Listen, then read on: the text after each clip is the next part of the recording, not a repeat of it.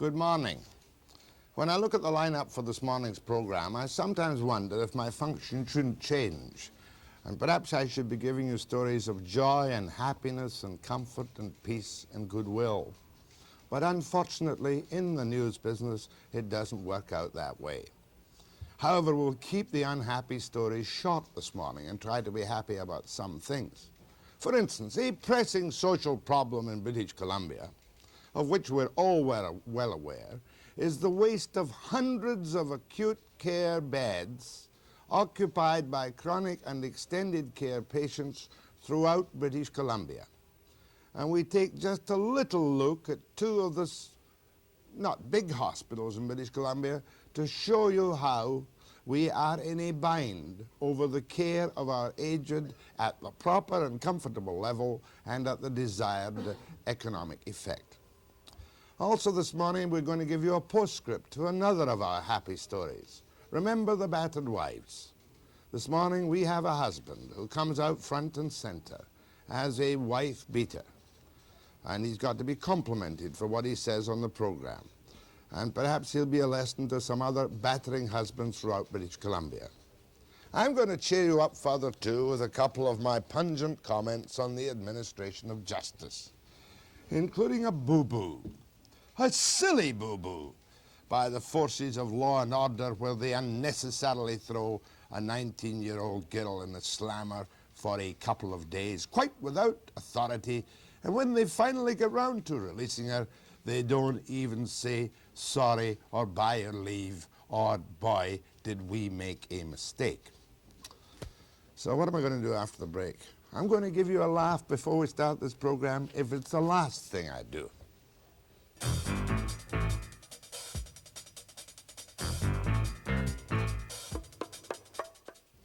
Oh, what is this? Are we doing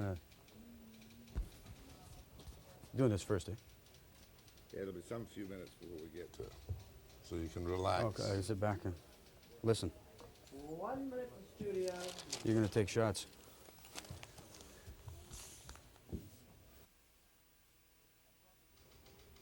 I promised you a laugh if it was to be the last thing I do on the air. And it suddenly strikes me that what I think is funny may well cause a flood of absolutely irate telephone calls. For instance, Mike Royko, the syndicated columnist, wrote a magnificent, funny, sardonic piece the other day on this chairperson and female person bit. And he tied it to the possibility of a draft for men and women in the United States. And of course, if women are pregnant, they will not be eligible to be drafted. So Royko, in his inimitable manner, says that the United States of the near future might be full of young, eligible, draftable men whose stock phrase and conversation will be, I'm not going to be drafted, I'm going to go to Canada. And the stock phrase, perhaps for a myriad of young women too, will be, I'm not going to be drafted, I'm going to go to bed and get pregnant. I think that's very funny. I don't hear anybody around here laughing. But at the same time, the capper was put on the whole thing by a wire story out of London on the International News Service, whereby the British Council of Churches seriously is telling young people to stop saying, Our Father which art in heaven, in their morning or their evening prayers. And what you must do now, if you are truly a non-sexist person, for full equal rights between until the time of the resurrection, is that you must start the Lord's Prayer by saying, Parent God, which art in heaven. Now, if I'm the only person in the world who laughs at that, I insist on laughing at it now. Well, we've been doing a lot of work lately on the administration of justice. Now, I must say that while there are many fine judges and many fine prosecutors and many fine people working in the system of the law, the more I look at it, the sadder I get. A friend of mine was recently on a civil trial jury on a simple traffic accident. And that civil trial for some losses in an automobile accident in which liability was admitted took 5 long, ponderous days.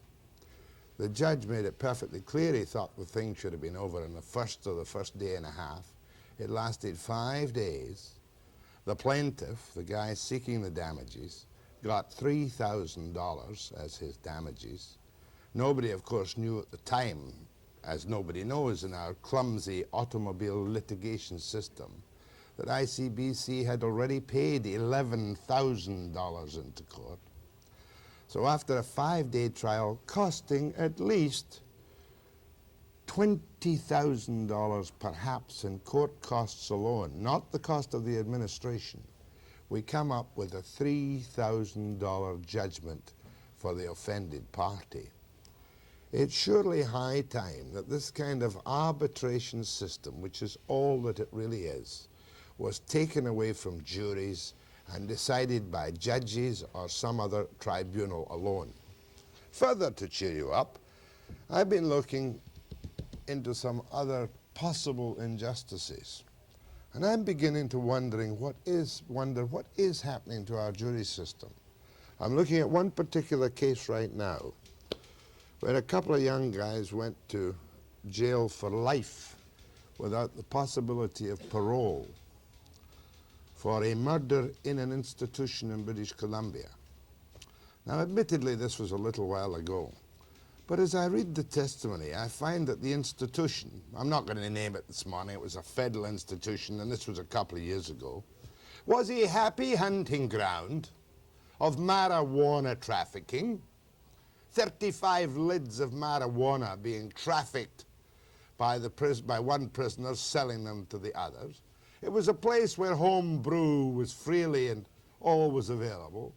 It was a place where the guards didn't really enter the tiers of the institution so that the inmates were able to walk back and forth among all the tiers as they wished. And when I look at the jury's verdict in the face of what the judge said, I'm beginning to wonder if it was a perverse verdict and three guys are doing life imprisonment when they shouldn't be doing it. I'll have more to tell you about that particular case later on. And then, just yesterday I think it was, I was very glad to see that that young RCMP officer was acquitted of the dangerous driving charge in which unhappily an innocent victim was killed. He had been after a speeder. As the judge said somewhat aptly, you can't really blame the Mounties because they always try to get their man. But there is far too much of this. I think it's about 8 people dead in high-speed chases in the past, I think it was just in the past 2 or 3 years. That's not good enough. If the RCMP haven't got guidelines for high-speed chases, as certainly was the case with Delta Police in that other story I gave you last year, the Ray case, it's high time they did. The RCMP are fully entitled to go in hot pursuit of major offenders. Somebody robs a bank and kills a couple of officials and tears away firing guns, by all means. Go after them, neck and crop. Is it worthwhile chasing a speeder with the possibility that somebody, guilty or innocent of speeding, is going to be killed? Wasn't there something about 2 youngsters who had been chased by the police after some offense and both of them died? I think they were 15 at the time. Surely it'd be simple enough to lay down straightforward guidelines. High-speed chases must only take place in clear, safe traffic conditions if you're only after a speeder. Otherwise, if you don't get the number, he perhaps gets away, or you catch him with reinforcements further down the road. There's been far too much of this. Then I come to one little gem which came to me 2 days ago in a letter from a woman. Now here is what the letter says, if I can see it up on the screen. My daughter was summoned to appear in court December 11th, 1979. She went to court and was remanded until late March 1980. Last weekend, my daughter and her boyfriend went to Merritt, BC to visit friends. The pickup in which they were riding ran out of gas. A police officer gave them a ride. He checked them out and found there was a warrant out for the daughter's arrest for failing to appear in court. She was taken immediately and thrown in the Merritt jail, where she remained until around 4 o'clock the next afternoon. Then 2 Langley police picked her up, handcuffed her, and brought her back to Langley. She phoned me, crying, and asked me to come out and find out why she was in jail. When I got there to Langley, the mother, they said she was arrested for not appearing in court December 4. I told them I'd go get the papers to show them and prove she'd gone to court when she was supposed to. They just smiled and said she wasn't getting out until she appeared in court in the morning. They let me see her for a few minutes in a 3x4 hole with her on the other side of a glass in a cement hole about the same size. It made the BC pen look like a summer resort. My daughter was in jail from the 17th of Feb till the 19th of Feb. She was a real mess when they brought her out from the jail to the courtroom before the judge. The prosecutor very quietly admitted their mistake, and they said she could be released. No one even apologized. Mrs. Eileen Blank, Surrey, BC. Not using the girl's name because she still has to appear in court on the offense for which she was summoned. Summoned. Reporter Brian Coxford checked out the story. Brian, is the mother's letter about her daughter's treatment correct? In every way. In every way. Right. What happened then? How come they picked her up for failing to appear in court on the 4th when her notice to appear in court was on the 11th of whatever it was? I talked to the prosecutor's office, the police, and her lawyer. And Right. the explanation as it fits together is this. There was originally a charge against the girl for theft over $200, and in that charge they named a person, her employer. They then changed that charge to read, instead of the person, the employer, the name of the company. Right. So if you follow this set of circumstances, that first charge should have been thrown out. There's now a new charge naming the company as the victim of the alleged crime. So there was 2 court dates set, one for the original one, which should have been thrown out. The 4th? Yeah, which should have been thrown out. And one for the second one. The 11th? The 11th, which the girl appeared on. She appeared on the 11th and was remanded until March 1980. Right. Right. When she got to court on the 11th, apparently at that time there was an existing warrant for her arrest because she didn't appear the week before on the same charge, just different wording. They never said anything to her then. It was never corrected then. But because she didn't appear then, as is the procedure, if there's a warrant out for your arrest, it goes on the CPIC. CPIC, which is circulated across Canada and the United States. If there's a warrant for your arrest, instantly the police can find out, and So there she is. Her car breaks down in Merritt, somewhere near Merritt, runs out of gas. They mounted check her out, and they find that there is one out for a non-appearance on on the 4th. On the 4th. She doesn't know about it. She'd never been told about the 4th. Her lawyer doesn't know about Her lawyer doesn't know about it. They hadn't cancelled that mistake. it. Right. But then what really annoys me about it is that she's picked up, and she's taken to jail in Merritt. And then 2 officers come up from Langley. 19-year-old girl, isn't she? Yeah. A non-violent charge. Right. The regulations obviously say she must be put in handcuffs. Right. Brought back down again, and at the RCMP in Langley, they say to the mother, sorry, ma'am, she's going to have to stay in court, in jail anyway until tomorrow. Why couldn't somebody have picked up the phone and said, hey, this mother says her daughter did appear in court. This is what baffles me about the inflexibility of the bureaucrats in the system. It's obviously a big bungle on the part of the administrative system. I mean, somebody in the court system erred in not removing that original charge. That's right. Now, the prosecutor, what did he tell you? The guy in the prosecutor's office. Basically refused to accept the blame. These things happen. I see. Ho, ho, ho, sort of. So we've covered the police, we've covered the prosecutor, and the lawyer. Lawyer. Her lawyer. Her lawyer claims grave injustice, but what can you do? Who do you sue? Who do you, how do you make amends for something like Okay, we can allow them a mistake. Sure, they can have an outstanding warrant which doesn't really apply and which shouldn't be there at all, and they can pick it up. But I think that when it's a, you know, a non-violent offender on a theft charge, permanent residence of somebody, surely to goodness somebody could go to the trouble of checking out if the mother's claim that her daughter did so too appear in court was right. And then she wouldn't have been held in jail for 2 days. Right. Well, let's hope they've learned a little lesson on it. That we would have used the names and whatnot, except that the girl is still due to appear in court on a charge, and we don't want to embarrass the family, because enough embarrassment with a charge without having to give all the name and details of what happened to her. Well, we don't really blame the Mounties, except that nobody in the Mounties checked out whether the story was right or wrong.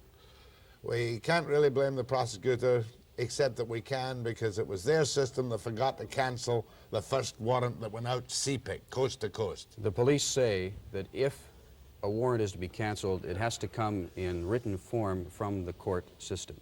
And it did not come, so the warrant stayed on CPIC. Well, it's happened many a time in the years past all over the place, but it's good to remind them now and again that even if people are facing a charge, they can take it to the public and make sure that those in Langley don't let this happen again. And no one said sorry. That's the big point I was reaching for. Not in court. No one said sorry. No one said, very sorry, ma'am, it's our mistake, please forgive us, we'll send you home in a car. No. No apology. She was intending an apology. Thank you, Brian. We'll see you considerably later in the program this morning. Dr. Coxford's at it again. And as a matter of fact, I think that's coming up next. Wasted beds in the acute care system.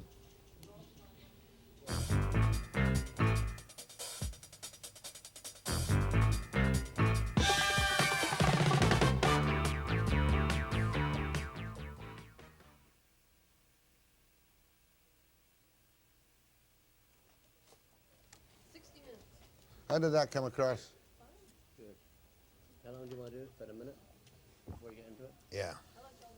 Do about a minute before we get to it. That was a good idea to bring in Brian just to break it up for a little bit. A minute, Kent. We'll give you a minute, To Kent. pretend we have a program this morning. Tomorrow morning, we're going to have the Registered Nurses Association of BC telling us their problems. Today at 11 o'clock, they announced the results of the strike vote. Doesn't look very promising, the situation at all. When we were discussing this last week, a couple of nurses phoned me from the Surrey area, complaining very properly, not only about their conditions, but about the waste of beds in acute care hospitals.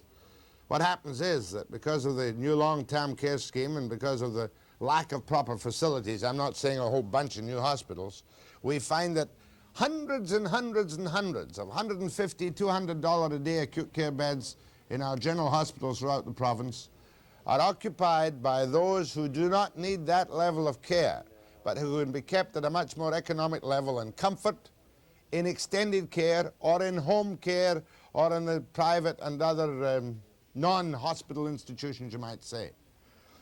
So we went out to check what the nurses had told us in two places, in Surrey Memorial and in the Royal Columbian. And I think you'll find that the nurses who phoned us are able to justify their stand very considerably. There's a serious social problem that exists today in hospitals in the Lower Mainland and in particularly the populated areas of BC. And here at Surrey Memorial Hospital, extended care patients taking up the needed acute care hospital facilities. It's resulted in a shortage of beds in the hospitals. And the reason is that the extended care patients have to wait, in some cases, up to 10 months to get facilities outside the hospital. It's resulted in the cancellation of elective surgery at some of these hospitals. And here at Surrey Memorial, there's a waiting list of 1,500 people to have elective surgery. You're what they term an extended care patient. Yes, I am now. Yeah, and your condition, I believe, is aggravated a bit because of the need for oxygen? Oh, yes. I have to have it. So you're on a waiting list, are you, for an extended care facility? Mm-hmm. Have they told you at all how long it might be? No, they have no idea. It could be months. Months. Could be tomorrow. Viola Sinnott has been a patient in Surrey Memorial since November. Like other elderly patients here, she is waiting for space in a long-term care facility. Surrey has 297 acute care beds and 309 patients. The overcrowding is caused by the 36 long-term and extended care patients who are taking up the acute care space. The problem is accelerated by the fact that Surrey Memorial has a third the number of beds of Vancouver, despite a faster-growing population. The trouble started with the introduction of the provincial government long-term care program in January 2 years ago. It promised care for the elderly at $6.50 a day. According to hospital administrator Margaret Woodward, the overcrowding has been getting worse in recent months. When the government brought their long-term care program in January of '78, that made coverage for long-term care available to many people who previously didn't have the coverage. So they come into acute hospital for the period of acute illness, and when they're ready for placement, there isn't a bed available. The demand on these beds has exceeded, I believe, everyone's expectations, and while they're building them, they're just not ready in time. So what we're saying really is, I suppose it's really nobody's fault, but the fact that this long-term care program came in 2 years ago, it just was more successful than anybody expected. Yes, I believe no one could have projected the numbers of people who would request coverage under the program. The waiting list for elective surgery at Surrey Memorial has grown to 1,500. Doctors say that's twice what it should be. And because of the bed shortage, no place is left for patients after surgery. And some operations have had to be postponed. There are a number of patients. In fact, I think today there are 9 patients who are waiting at home to be told whether they're going to have a bed to come to for the surgery tomorrow, and may very well be told that they can't have the surgery tomorrow because the bed hasn't been freed up. The gallstone patient might be experiencing a significant amount of pain at home and be forced to take analgesic medication that can interfere with their day-to-day functioning, and may have to do this for up to 3 months before they can have their surgery, and then perhaps be told the day they're going in to have it that it's been canceled because there isn't a bed that they've been waiting 3 months for. The emergency ward has also felt the crunch caused by the shortage of acute beds. Patients come in here with all types of medical problems. Some require overnight stays. But when acute beds are being occupied by long-term care patients who should be in other facilities, the overcrowding problems get worse. Some patients have even changed doctors, gone to Vancouver and got a new GP and a new consultant, and been admitted and had their surgery in Vancouver before they can get it done here.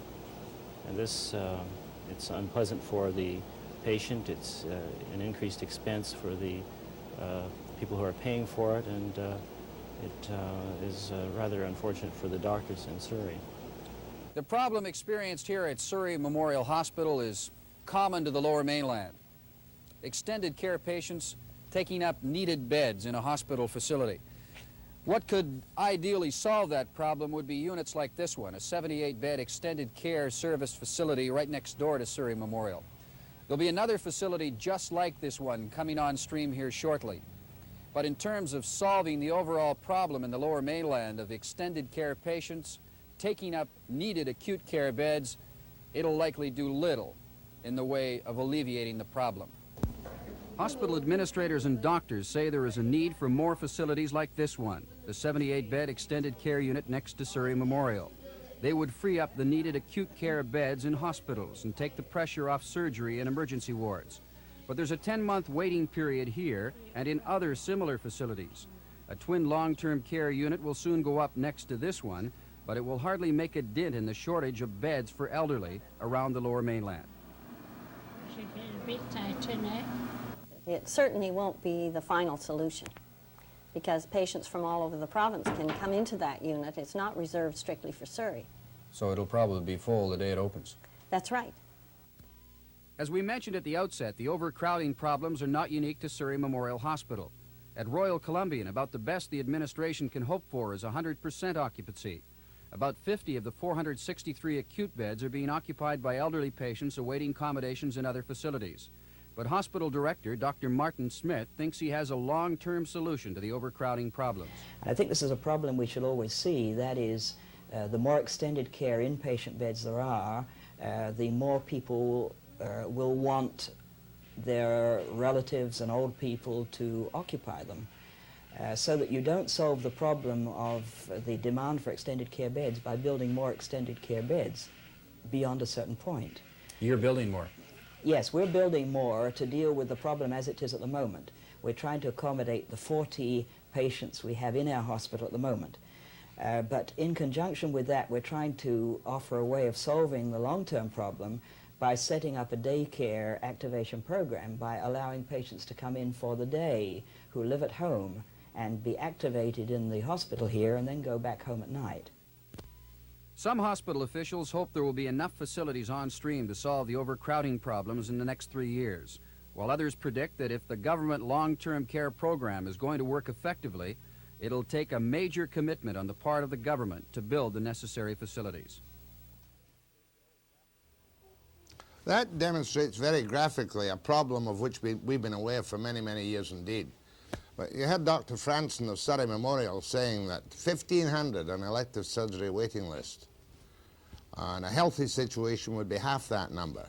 9 people waiting to get into hospital further, waiting to know when they can come in. Well, you've got 35 beds filled with chronic care extended patients. Now, the answer is not, however, to keep on building extended care hospitals. I might like to hear the experience of some callers this morning on how the long-term care program is working. You know the one, $6.50 a day, and they put you in the other private hospitals, or so-called private hospitals, or the care homes and whatnot. I'm going to have Isabel Kelly on the program next week. She has been the administrator of long-term care since its inception in British Columbia. Because, you know, the basic problem is because old people have no place to go. Families don't look after their old people anymore. Perhaps families can't be expected in the housing situation to look after their own people anymore. That and other things on your telephone calls, but I'd like to hear how the long-term care system is working for your family after the break.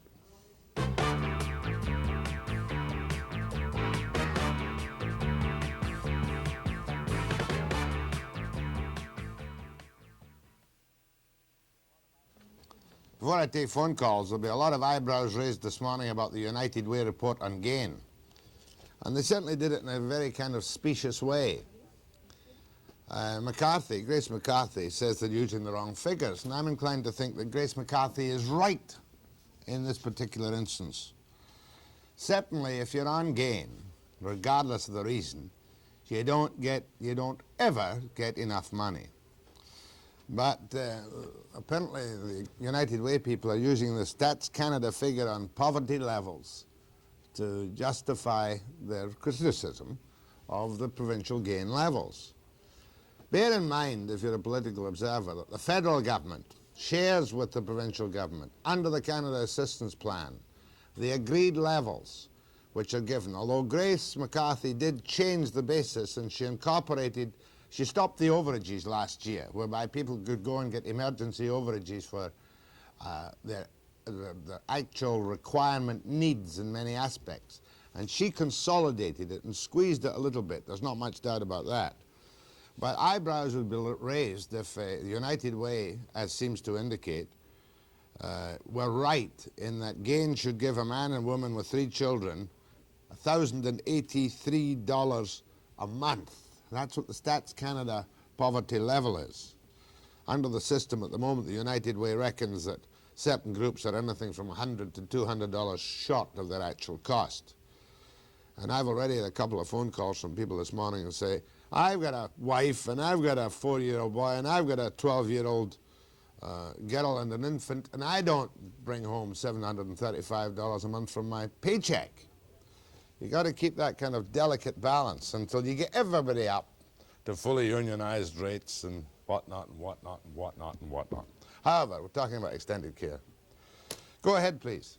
Yes, good morning, Mr. Webb. I'm interested in your subject because I've been involved both in looking after people in hospital and long-term care. The situation could be bad here, but in the Okanagan Valley, it's so bad that in the acute area that they have patients in the hallway. They are that, desperate for them.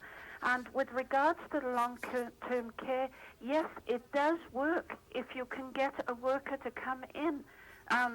You're talking about long-term home care, a worker coming in to see you. Yes, they have a very good program in the Okanagan with long-term home care to try and alleviate some of the problem of the shortage of extended care beds. Well, you see, I don't think the unlimited extended care beds is the answer. No. I think proper home care is the answer wherever it's possible.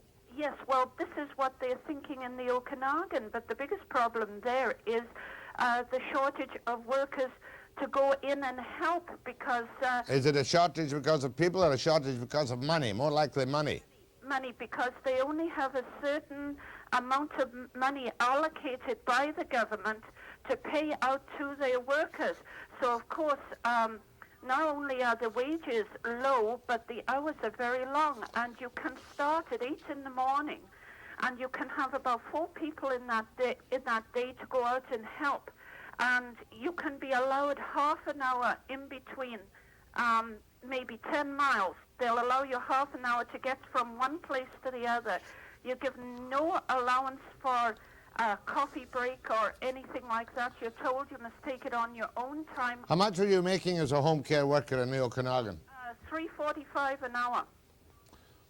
And you take complete care of those people. They have nurses coming in, VON nurses coming in to do dressings and give injections and things like that. But you are completely responsible for the cleaning and the cooking. Good.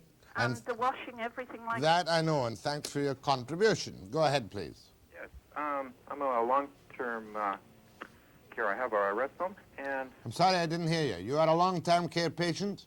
Yes, we have several of them, and we wanted to build on. And... Just a minute. You are a long-term what? Well, a rest home operator. Oh, you operate a rest home. Okay, that's fine. Now tell me the story. Now... How many people have you got in? Well, right now we have 30. 30 people. And we wanted to add on, and they discourage it. And the reason they say is, from what we can find out, is that we're not a society. Now, they don't want private people in health care.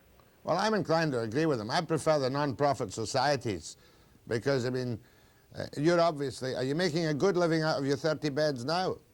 Not really, no. How much do you get per patient? It varies on the type of care. Well, give me an idea. Well, an average of $600 a month. 600 a month. So you've got 18,000 a month coming in to run an operation with 30 people. Yeah. Now tell me, did you want them to pay for the addition to your rest home? No. Oh, you were going to, you went to them and said, if I add on so many rooms, will you give me so many patients? Yeah, right. In other words, they would kind of secure your mortgage, the patients. Yeah. And they, what did they say to you? Well, they're not inclined to because we're not a society. Because from what we can figure out, the societies get quite a bit more money than a private rest home operator. You're talking about a society that gives intermediate care. Yeah. You don't give bed care, do you? No, I don't. Just ambulatory care. Yeah. Patients who walk. Right. What kind of food do you give them? Well, it all comes under the Health Act. They come past all the time. And it's supposed to be the same as in any other society-run home. Remember, I did a shocker of a story last year in a dreadful place which was closed down. Yeah, well... The one with the scabies. I tell you, the increase over the last year, we've got 3.6% increase. Mm-hmm. Now, we have to keep up with the market. The food is going up. Staff is all going up. Agreed. This year, we haven't even got an increase yet. Oh, no, I'm the first to agree that you perform a very useful function And if you run a good rest home. We feel that there's a need in society for both, the private and the society. There certainly is. How long have you been running your place? 8 years. 8 years. No complaints? No. And they just seem to discourage you every way you turn. It's a good point. I'll take that up with Isabel Kelly when she's here next week, and I'm much obliged. Nanaimo, go ahead, please. Yes, Jack, I'm speaking from experience.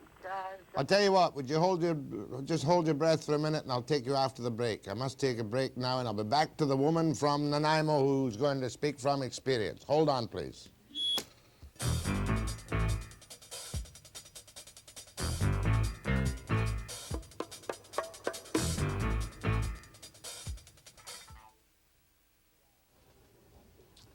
See why I had to have a little laugh at the beginning of the program.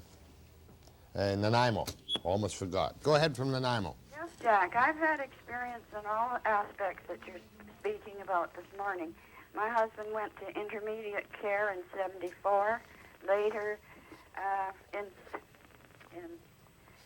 he went to extended care, and during that time, I had to go to hospital on an emergency operation, and I was on the operating table in 3 hours. But before he went into intermediate care, I looked after myself. I did receive some home service care and tried to keep it down to a minimum so I could get out a bit. But in doing so, like so many other wives, I broke my own health, and I cost the government a heck of a lot more if I'd had enough sense to... Yeah, that is a very good point. And is your husband still in extended care? No, he passed away a year ago last November. But you were very satisfied with the treatment you got? Every place I went, I had enough praise for them, and I do voluntary work in extended care. Good for you, and thanks for your call. Vernon, BC. Yes, I went to the Vernon Jubilee Hospital to visit a fellow that's 73 years old. He was going to be in for a few days for the flu. And the room that he was in, they had a man that was 92 years old. The older fellow was partially senile. He had to go to the bathroom in his own bed. So consequently, I couldn't visit the 73-year-old man. We went down the hallway into the TV room, and there are 2 or 3 more men that are on extended care that have to go to the bathroom while they're sitting watching television. So the elderly fellow said, well, I'll go and have a bath, and then maybe this afternoon you can take me home. When he went to the bathroom, there was a patient that was sleeping in the bathroom. He couldn't even use the bathroom in the hallway because that's where a patient was. That was the room. When was this? What are you trying to tell me? That Vernon Hospital is full of extended care patients occupying acute care beds? Well, they're a mixture of both because there are women on that floor, there are children, and there's also extended care. It's all on one floor. But let me mention one thing. It amazes me, how can our provincial government say that they have a $300 million surplus, and then people in hospitals have to put up with things like that? That's what baffles the average joker, I'll tell you. And much obliged for your call. Go ahead, please. I believe it's important that the public sees how poorly the elderly are cared for, and I believe it's our government's fault. For instance, some of the holding facilities are often dreadful. At VGH, due to the lack of extended care facilities, there's a basement unit with about 20 patients in a former jail ward, and the windows are up high, they're still barred. Their only activity room is a 10 by 10 room, a former bedroom, with a tiny black and white TV set. The TV is so poor, I could hardly see it myself. You know? Tell me, where is this basement jail unit? Pardon me? Where is the basement jail unit? It's in one of the pavilions in a basement. Did you work there? Yes, I did. Is the old Heather Pavilion gone? I always forget. No, this is in the Fairview Pavilion. This is in, that's the one I was thinking of, the Fairview. How many are down there now, 20? There were when I last. They're all bedridden, aren't they? No, some of them are able to get up, and the ones that are conscious and know what their surroundings are like, this one resident said to me, it's like being in a jail. I don't know how you can live in circumstances like that and come out mentally... Was it a jail unit? It wasn't really a jail at one time, was it? Yes, it was. It was when prisoners would come in, they would have to be put in this special unit, which was away from the other patients. They don't do that anymore. No, I know. When were you last in this place? Last fall. Last fall. Not very nice. Oh, it's very depressing. And it's hard to get nurses who would want to work in a situation like that. You can't hardly blame them, can you? No, of course not. Thank you very much, ma'am. Okay. Bye. Go ahead, please. Oh, Jack? Yes. Yes, I'm calling the same as the other gentleman called on building a new facility. We operate a 68-bed facility in Richmond. We've been trying for 2 years now to extend onto our facility and build more beds, extended care, intermediate care beds. We can get no cooperation from the provincial government. We don't want any more than the society gets as far as the rate per bed per day. Now, I think that the private sector should be involved, but they seem to want to put us out. Yeah, well, I'll take that up very strongly on the subject. I mean, I don't know the overall picture in extended care beds, I must get it, but I think you'll agree with my point that too many people are occupying acute care beds costing a couple of $100 a day in hospital, even if you don't tend to them. That's right, but I also... So you're a private society, are you? Private firm? We're a private facility. How good is your other facility, your 68-bed one? How old is it? It's part of it's 10, Uh-huh. it's 2 years old. We added on to it because we saw a need for beds in Richmond. You've got to have the assurance of the provincial government, I suppose, before you build. Because if you build and their policy is against giving you patients, you're dead financially. We don't have to worry about getting patients, Jack. There's people out there that need the care. No, but I'm saying, well, why don't you go ahead and build it anyway? We cannot. We've got land zoned. It's all serviced, ready to go, but they will not let us do it. They will not support the private sector. Who will not do that? The provincial government. You're talking about, this is Ministry of Health, of course. That's right. I wrote August,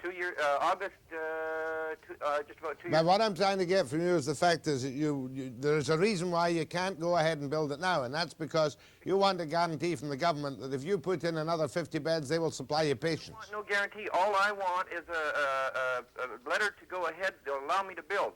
See, the Community Care Facilities Board has to pass whether or not, say to you, yes, you can go ahead and build or not. And they will not give me that insurance. I've had the support of the Richmond municipality to go ahead. I've got the land zoned. It's been zoned for 5 years. What's the name of your place? Pardon me? What's the name of your place? Intermediate Care Lodge, Richmond. Say that again. Fraserview? Fraserview Intermediate Care Lodge, Richmond. Yes. You want to know why can't you get permission to build additional beds? Right. I'd like to know. But you want that permission from the Ministry of Health so that they will allocate patients to you. They don't have to allocate patients, Jack. We can fill our beds without their help. Well, how can you do that? We filled it before the long-term care program came in. In other words, you'll take private patients. If it need be, we will. But we feel that there should be a long-term care program. It sounds a lot like of people out there need care. Like what we can. Yeah, it sounds like you've got a good cause. Yes. You're not asking for a guarantee to back up your mortgage, for instance. Right. We don't want nothing like that. You don't want anything like that. All we want is just to go ahead and build because we see a need for the people of this province. And if we don't get going now, we're going to find that we're going to be in a bigger problem 5 years down the road. Even the federal government's saying that. Well, there's no reason why, if you're prepared to put up the money and take your chances on it and fill it with private patients if necessary, you shouldn't get the okay to go ahead, especially if Richmond Council supports you. That's right. That's exactly the way we feel. We don't know what's going on. I've been to Victoria and I can't seem to get an answer. Dash, I wish it... Anyway, when Isabel's here next week, remind me. Give me a call and we'll put it right to her. Okay, Jack. Much obliged. Thank you. Bye. It's funny, isn't it? They're willing to build it at their own expense. Forgot to ask them how many additional units. They're not asking for a guarantee for provincial units on provincial funding. And yet they won't write them a letter saying go ahead. Funny, isn't it? Find out about that after the break.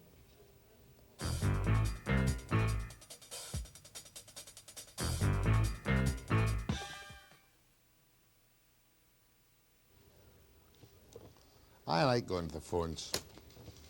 Just like the good old days. Didn't have to bother about cameramen and whatnot. Go ahead, please. Yeah, Jack, I'd like to talk about this because I have it on both sides. Like my mom was put into an extended care about 7 or 8 years ago, and then the government took over. It was a privately owned place, and she gets the most beautiful attention there. And if she wets her bed, she's looked after right away. They give her all the love. Every time we go there, you know, I've never seen where she wasn't happy. You know, we just couldn't keep her at. How old is she now? Pardon? How old? Well, going by her passport, we say she's just about 90. But, Is the food good? pardon? Is the food good? We used to take her our own because we're a different ethnic group. And then we've had no complaints. Just let me think that out. We used to take her our own food because we're a different ethnic group. How different? Well, I was born here, but my mom wasn't. Oh, you take the borscht in. Pardon? You take in borscht. We used to, no, curried food. Carried food. And, Chapatis. yes, right, that's right. And she used to be quite happy with it. And mind you, we couldn't keep her at home. I mean, that was the last thing we had to do. And it was a hard decision because we were brought up to look after your parents. She's still alive. My mom is still alive, her heart, but the thing is she does not know us, but we still go faithfully. But what gets me there is, like, I'm over here, and I have sisters over in Victoria, that's where she is. There's people there that no one goes to see. No one, and they have children, and this annoys me. And then I have it on the other side. See, I have a mother-in-law now that's just turned 90. that had a stroke 4 or 5 Your years. family lives forever. But we have her at home. Now, that would alleviate a lot of the problems if people would keep, like she can just barely go to the Well, lodge. now, let's be quite honest. Some old people you can keep at home. That's all. Some old people get to such a stage that it just wrecks the family and they can't keep them at home. It has with us to a certain extent. We can't go. We're tied down. There's no doubt Oh, about I it. don't mind you being tied down, but sometimes the old people get very, very difficult indeed, especially if there are children around. She is difficult, and she is hard on my children, but people have said to me, you know, why don't you put her in a home? Does she eat chapatis too? Pardon? Does she have chapatis too? She does. But Jack, her and I never got along. I'm not saying, but it's still hard. Listen, the system seems to be working not too bad in some places, but I'm not quite getting the information I want. I can't sit here and chat with you all morning. Thank you. Go ahead, please. Yes, Mr. Webster. I have a 90-year-old mother that's been in an extended care lodge for the last 3 years. Good care? Tremendous. The matron is marvelous. The staff is just great. I find that it's the families that are lacking. I mean, you can't put your family into a lodge without some input from the family. And many, many of those people have no one to visit them. No conscience. The families have no conscience. No, none at all. Christmas party time, and the lodge is full. Otherwise, I mean, half of those people you never even see through the whole year might come at Christmas. Oh, that's nice to hear. What's the name of this lodge? This is Como Lake Lodge. Como Lake Lodge. Mrs. Ames is the matron. Amos is the matron, and she does tremendous work with the patients and tries to make it more of a home than a hospital-type environment. And Your mother's one of the lucky ones. Kamloops. Yes, good morning, Mr. Webster, and thank you very much for being on this. My complaint is that here in Kamloops, which is Racemere's own constituency, we have a terrible problem with our rural inland hospital. I just got out of the hospital early this week, and there's a waiting list from 7 to 9 months to get in for elective surgery, and they do have a lot of patients in there. And I've talked to the administrator of the hospital, and he seems to have he passes it on that his hands seem to be tied. I'm sure they are too. Royal Inland is a good hospital. I know. I've been in the emergency ward a couple of times with grandchildren. Yes, the emergency, the girls there, the care is there is excellent. Terrific. But they are building a new tower. If you're aware of the new tower they're building, almost all of it is going to be, it's a $17 million expansion. It's almost all for administration purposes. It will offer us 17 new beds, and that is all the new beds we will get out of that $17 million.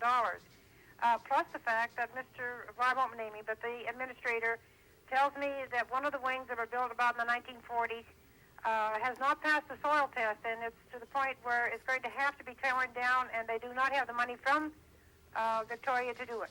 How much in the way of extended care do they have in the Royal Inland? Not very much. On the North Shore, they built a beautiful extended care hospital. It is completely full. They have a waiting list there. There is nothing else available.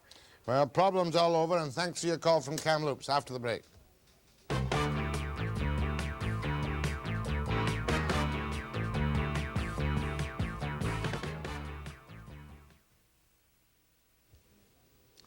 I'm going back to the phone calls in just a few minutes. But when you start a story, you got to finish the story. And one of the most dramatic things we've done this year, said Webster immodestly on Brian's behalf, was the little feature we did on batterer. Everybody hits their wives, and that's just part of the marriage. Alcohol involved on these occasions? Oh, yes, very much so. This is the catalyst in the whole fistfight affair. It certainly was in the majority of instances affecting me, yes, very much. But while some women have to beat the battered wife syndrome by leaving home, there is help for this man and others like him.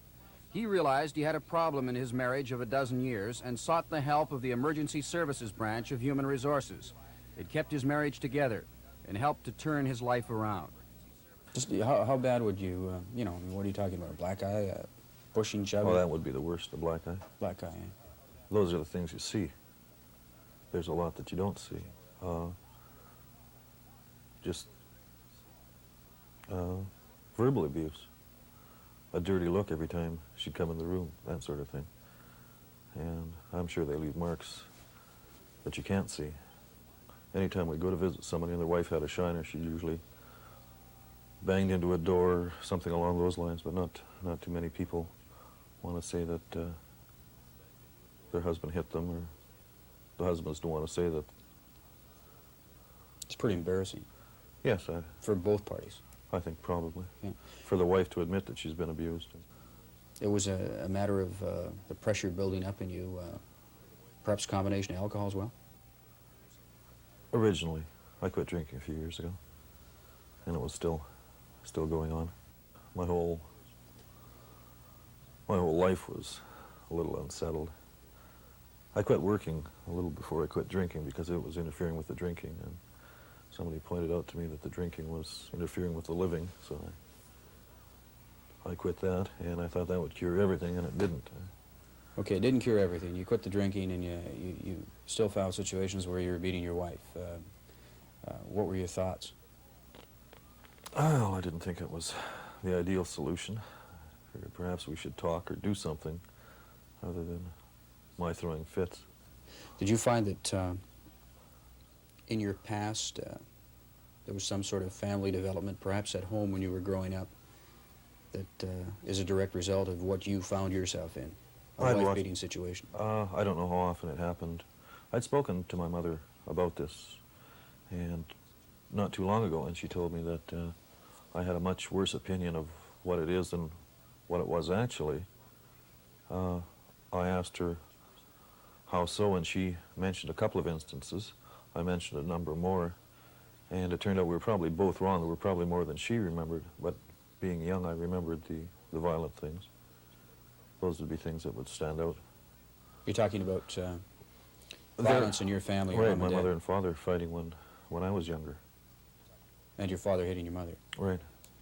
And so you think you grew up, this sort of had something to do with how you've presented yourself in your married life? Well, yes. From the counselors that I've been speaking to, the people that I've spoken with, they say that a person is basically what they know, or, you know, a part of your upbringing. And it was something that I was accustomed to seeing when I was young, and I thought this was the solution, or this was the way to go. If things didn't go my way, take a poke or throw something or impose my will physically.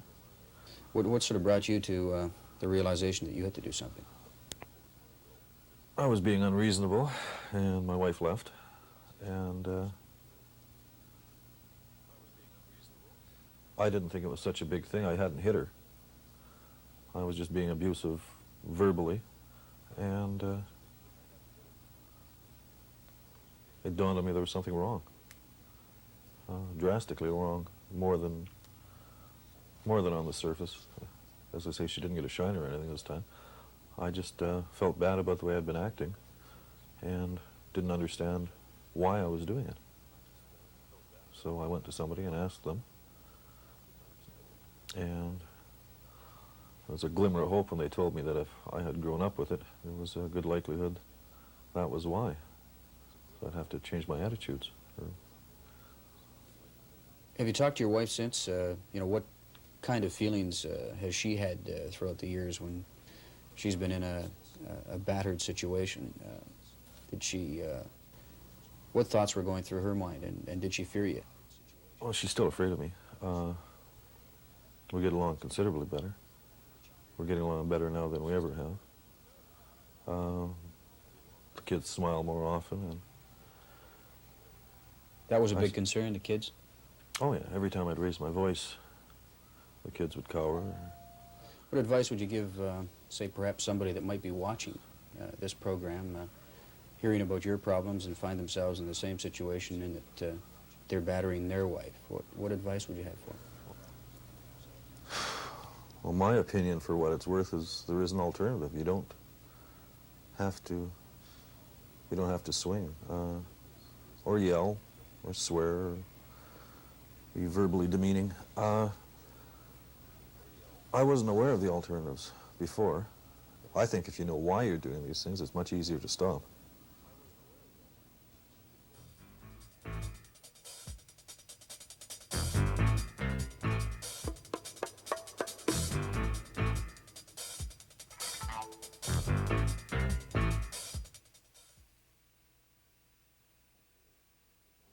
That guy has lots of guts to go face on camera. I think so, yeah.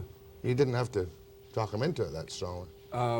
He was approached through a social worker, and then I talked to him directly, and he said he'd be willing to come on the air, put his face on, tell his story, because he wanted to help others as he sought help and wants to beat his problem. Yeah, if you know why you're doing it, we can help you to stop. Mm-hmm.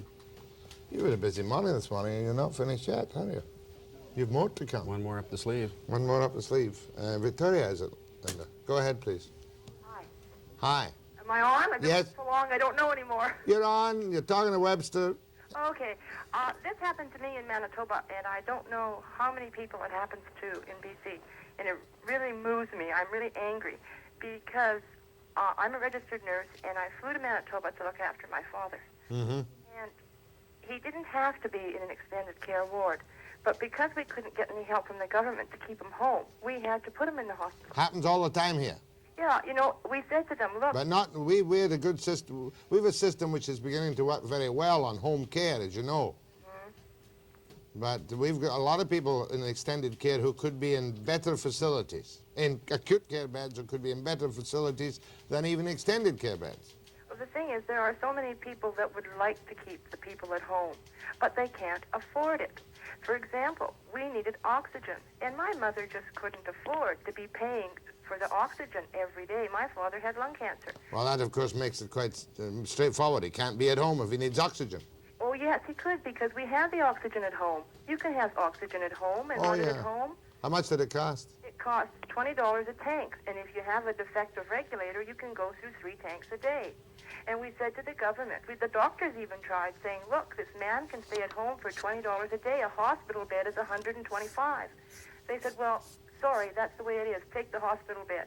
Even though we were saving them $100 a day. And this was a young man. He didn't want to be in the hospital. We didn't want him to be in the hospital. And we could get no help. Heavy smoker? Used to be. I'm glad you're laughing. No, but the thing is, that was his choice. That's nothing to do with it. The thing is that the oxygen problem... Yeah, good. It has happened, but I do think that our system is slightly better than Manitoba's in that particular aspect. And thank goodness. Are you going on strike? I'm glad you mentioned that. Maybe we'll get the truth with you in this now. Well, no, all I'm going to do is put them on and say, what's your case? They'll be on tomorrow morning, though. Good, thank you. Thank you, nurse. Carry on, nurse, I should have said. Go ahead, please. I just wanted to say, Jack, that you have a program that generalizes in most things, but you can specialize, and I think this is a field where someone should be looking into the care of the older people. Well, I've done a number of programs on it. I remember when they first cut down the investigators, we produced all the reports which showed that a number of wrong things were taking place in both society and non-society care homes. And if anybody's got any little brown paper bags with irregularities, brown paper envelopes, I will gladly receive them. No, but I know, but when you get your teeth into a thing, you're the one that can handle it. And I think this situation is something for you. Yeah. Because it's got to come from the government level. But the best leads come from people watching the program who can tell me specifics after which I can inquire. They have the money, and the money is there, and there isn't any reason for people to have to go through this. And it's just terrible that in our country, the way it is, it's bad enough that we help the other countries at home, but let's clean up our own corners and look after our old people now. Thank you, ma'am. Go ahead, please. Hello. Good morning, Jack. Morning. As usual, run a very fantastic program. I listen to you every day. How old are you? 77. Not that old. I'm home. Mm-hmm. I wanted to tell you that you know that the top floor of the Surrey Memorial Hospital is empty and has been empty since '73. Just a minute. Brian, did you run across that? They're waiting approval for 25 surgical beds up there, and that's, they're hoping to get word on that in the next couple of weeks from government, but the funds are... It's approval for 25 surgical beds. They're waiting for approval from the government. Brian was out there the other day. Did you hear me? Yeah, Jack. Yeah. They've had 3 lots of money to do it, according to the alderman I got in touch with. And they've had 3 lots of money and used it for other things. And it's been ready since '73 when that replaced. But it's a surgical bed ward and they're waiting for money for it. We're told authoritatively. Anyway, keep me in touch and thanks for taking an interest. Is it time to break? Next, Dr. Coxford's with you again.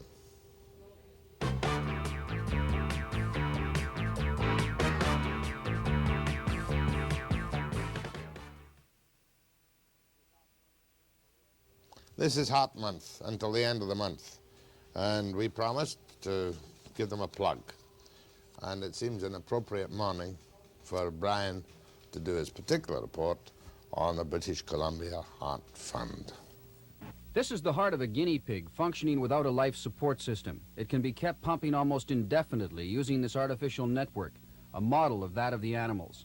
The heart is treated with various drugs, as are these heart muscles and tissues of other animals, to better understand what happens to the heart. We are in the Heart Research Laboratory at UBC, and this is Dr. Peter Siegel of Philadelphia. He's here studying, as many other Canadians study in other countries. The money to fund research comes from two sources, public donations and from governments. And research is time-consuming and costly. The majority of research that goes on in this building and most buildings in a university are what we call basic research. They're very high up along the road to leading to something which can be utilized in a hospital environment or to cure patients' ills. But yet they're necessary because every bit of information that is required on something such as open heart surgery begins by being a basic piece of information in a basic research project. An example is open heart surgery. We all take for granted open heart surgery today, but yet there's over 100 bits of information or more which had to be solved before open heart surgery became a reality. So these are little bits of information from physics, biochemistry, physiology that go together to allow us to solve and produce the breakthroughs that we do. But when you look around a lab, whether it's a physiological lab or a lab that does biochemistry, which is just looking at the cells themselves, it looks very abstract, but yet it isn't so when you think of it for the fact that these things have to be known before we can go forward. Before we can perfect drugs to be used in various kinds of heart diseases, we have to understand what the drugs do to the muscle, what they do to the cardiovascular system. There's safeguards to make sure that what you're doing here is not duplicated elsewhere, say in the parts of the United States. That's true. To some degree, there is overlap because people have to reprove and show again in another lab in a different setting that the work that we have done is reproducible. But generally, we all talk to each other. We go to the library and read the published information through the journals, and we attend the same meetings. And at these meetings, these scientific meetings that are held periodically around the world, that is where we all come together and discuss our work. But certainly, the work from the beginning is not a duplication because of our own background, and because of the fact that we're looking at the final goal does not necessarily mean that we're duplicating all along the way. Okay, this is what they call working heart preparation. It's ready now to be experimented upon. The reason it's called the working heart is because the left side of the heart is actually being perfused and functioning as it would in the animal. That is to say, it's being perfused with a solution, physiological solution, into the left atrium and then pumped into the left ventricle, and from there ejected out of the system into the aorta as it would be normally. I have two sets of stimulating electrodes, one feeding into the atrium and one attached to the tip of the ventricle. If, however, I want to pace the heart, I can introduce the currents in here, and again, they mimic the pattern of electrical stimulation that occurs in the heart normally, but I can vary the pace as rapidly as I choose. The perfusion system, again, it's a physiological solution that's supplying the heart with the nutrients that it would normally have from the blood, and it is oxygenated so that the heart's getting everything it needs to keep going. It can function probably indefinitely in this system. The heart on this artificial life support system is being treated and tested with different drugs. The effects of each documented for medical science. For a variety of reasons, we need to see how the heart responds to drugs under accurate, precise conditions. The money to fund the experiments and research is in short supply. It is split evenly between public donations and government funds. The difficult part of it all is to convince the politicians that what happens in these labs could in some way aid medical science in the years to come. But when a politician comes in here, the most we can tell him is that some of the things you see will be applicable and will be used in a doctor's office or in a surgery within a few months. But the majority of what you see is building towards understanding the puzzle, putting together all the pieces in the puzzle, and basically describing that in order, for instance, to perfect better drug treatments for heart research, in this case, we must understand what these drugs do to various aspects of the heart cell, to various kinds of heart muscle, etc. Governments work on very short-term programs. Research is not a short-term item. It's something which takes years and years, and we develop things as we go along. So we cannot predict that in 1 year or two we're going to solve heart disease or cure cancer, but we can certainly say that in a year or two we're going to be far further along the way than we are now. There's a lot of Canadian content in the kind of research that has become important. For instance, the use of pacemakers in people who need help in controlling their heart rate. That was invented in Canada? A lot of what became the pacemaker work that we know today was done in Alberta about 20 or 25 years ago. That's an example. A lot of aspects of understanding the blood system and cardiovascular disease was done in Canada. We have the people to do the work here. It's a question of having enough funds to carry through these projects. Isn't it almost a contradiction? I mean, we have a Medicare program in Canada that probably second to none in the world looks after all our medical needs, yet on the other hand, to do the research to cure these diseases that are around today, it's hard to get those dollars. Well, the only explanation there, I guess, would be that the money comes from different pockets, and perhaps in one set of perhaps premises, the research can go on somewhere else, whereas the healthcare has to go on in Canada. But as we are saying, Canada has a lot of very trained and well-equipped researchers to do all kinds of research, and particularly heart research in this instance, and we have to give them the tools to do so. We can also prove cost-benefit-wise that doing research in this area and in many other areas saves the provincial governments and the federal government's money, which they would then spend on health care. So in that light, yes, it is a contradiction, and I think that we as scientists have to make our points very clear that we are not sitting there scratching our heads in the lab wondering how to spend government money or volunteer association money. There's a job to be done, and we're all very well equipped to do it, and what we need is an ability to continue to do it. Pretty well a proven fact now that smoking and alcohol contribute to heart disease? Yes, I think that one can prove very easily now that cigarette smoking is harmful to not only cardiovascular disease, heart disease and the blood vessel diseases, but also respiratory diseases and towards various kinds of cancers, respiratory cancers particularly. And that was something, I suppose that was researched several years ago to determine that, eh? Yes, again, research into looking at various groups of people in city environments, non-city environments, and what their prognosis was in relationship to various diseases. It's a different kind of research, but also a lot of basic research was done in laboratories to prove the ill effects of various chemicals that are contained in cigarettes, such as benzopyrene, which we now know is a carcinogenic agent. Alcoholism is a problem, not so much just because of the heart problems, but also the liver problems and other problems that come with excessive intake of alcohol. Heart disease in many ways is a lifestyle disease in that people who tend to take care of their bodies, people who tend to diet well and with a physician's help have a good exercise program, one can reduce a lot of the problems with heart disease. The other element of heart disease is the genetic element, that some people who never do anything wrong, young children particularly, might develop heart disease because of a genetic problem. Been able to prove so far with your research that heart disease generally is a hereditary thing? One could claim that a good deal of heart disease is hereditary, and what we're looking for is are good treatments and good surgical techniques to alleviate problems. We've come a long way. We have a long way to go, though, in solving the problems of atherosclerosis, solving the problems of good drug therapy in angina and other kinds of ischemic heart disease. One says that scientists are in business to put themselves out of business, and when it comes to heart research, we have a long way to go.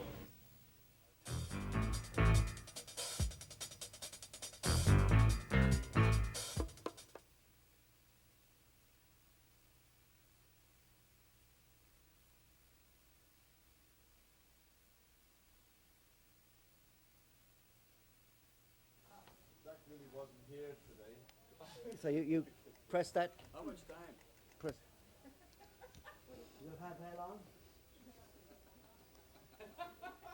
30 seconds, Brian. Good job, Chad. Brian, you've got 30 I know, what do you mean seconds. I'll have 8 seconds? Yeah, we're going to No, but I'm going to be, I'm off camera Yeah. at the beginning. Off camera. Hey? Yeah, he signed the card. He's a union member. he will be after this. Fred? Got third. What's the matter, love? Can we put that back in that way? Yeah, just not top. There you go. Where do you want to put it in? Oh, yeah, perfect. Yeah, that's okay. I never thought about 30 that. seconds, and that gives him a... Yeah. Yeah. Coming back. Who I look for counting? Pardon? Who counts? I'll count you. Don't worry. He'll also be counting. I promised everybody a laugh this morning, and you're going to get the laugh now because I'm going to close the show. Did he off pay his union camera. dues? Catch him quick. What's on tomorrow, Linda? Tomorrow we have representatives from the Registered Nurses Association of BC. Their strike vote comes out today, so we'll find out a little bit more about it tomorrow. So tomorrow morning at 9 a.m. precisely, Jack Webster, 9 a.m. precisely. The nurses, their strike vote today, 9 a.m. precisely tomorrow. Jack? I told them to finish with 9 a.m. precisely. How long to go? 15, 15, 15. Keep talking, Linda. You got to fill it till the end. This is your show. 7, 6, 5, 4, 3, 2, 1, out.